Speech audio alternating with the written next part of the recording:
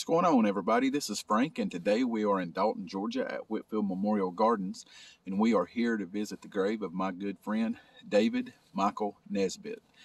And as I walk to his grave, I'll tell you a little bit about him.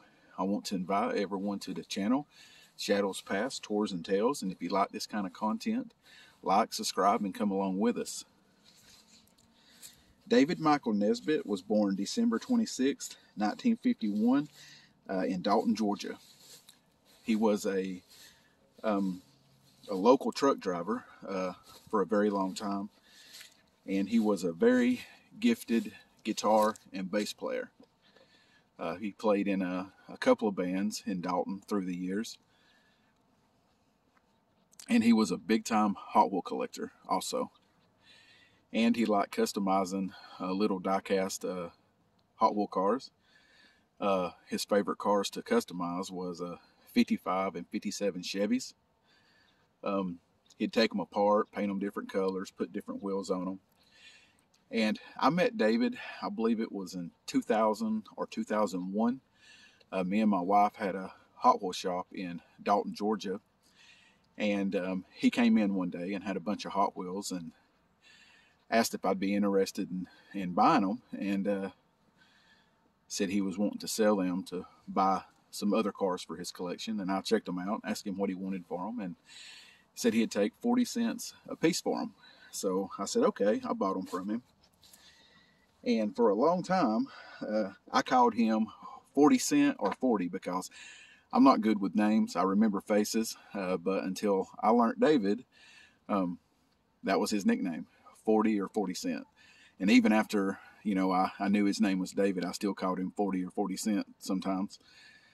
But we started doing a Hot Wheels custom show at our store, and he would bring his cars and enter, and other folks would bring their cars and enter, and we'd give trophies away to the winners.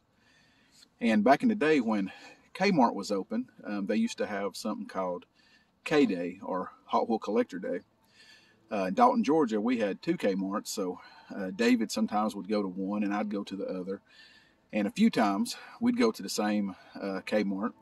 You'd go in and they'd usually have 8 to 16 cases of Hot Wheels, and they would give you a ticket, and if they drawed your number, you got a case of Hot Wheels, and you got to go through them and get whatever you wanted out and buy them. And we'd always go through looking for Hot Wheel treasure hunts or super treasure hunts or error cars or rare cars, whatever was going to be out at that particular case opening. But we used to have a good time going to the Hot Wheel Collector Days, and he would come to the shop on the weekends and hang out, and we'd go over to his house, me and my wife, and he'd show us his Hot Wheel collection. And he loved going to the flea markets and stuff looking for vintage Hot Wheels, and he had a nice collection of cars. He also showed us his guitar and his bass guitar. Could never get him to play for us. Said he didn't really like playing for folks, but he would play on stage and stuff. He said it was different, playing on stage. But could never get him to play for us. But he did give me a couple of CDs of a couple of the bands that he was in through the years, and he was very good. He was a very good guitar player, very good bass player. And I sure miss David. Just hanging out, talking about Hot Wheels and everything. And David passed away on March 3rd, 2008. He was 53 years old.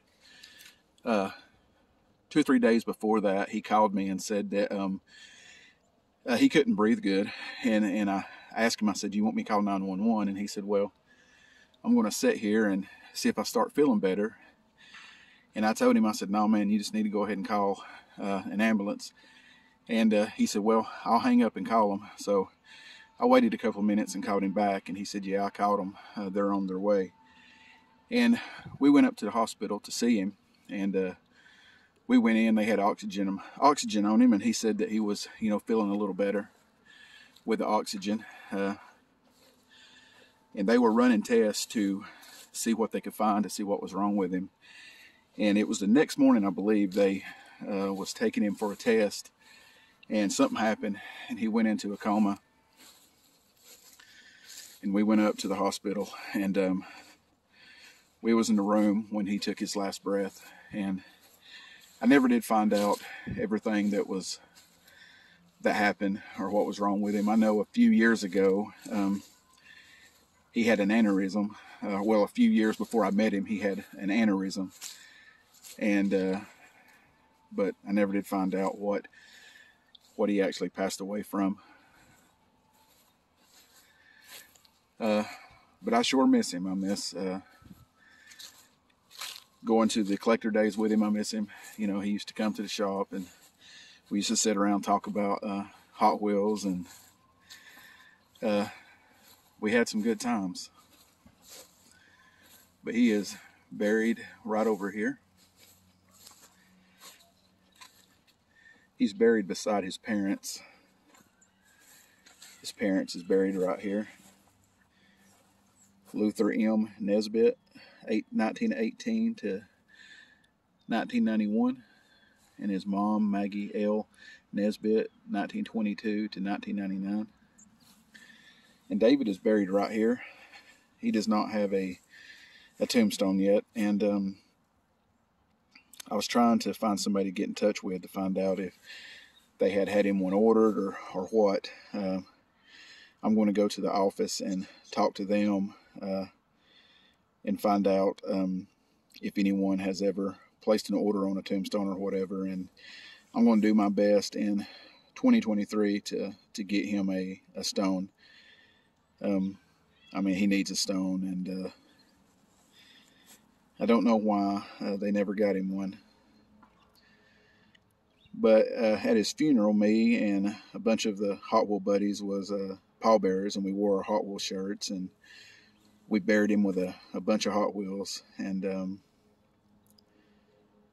we all sure do miss him.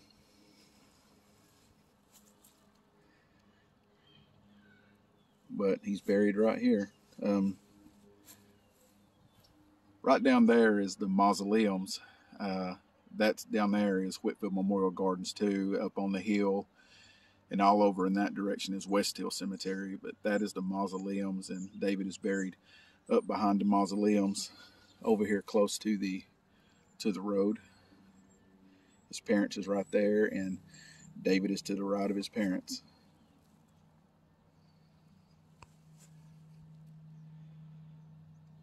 But I want to wish everyone a happy new year, and thank y'all for watching.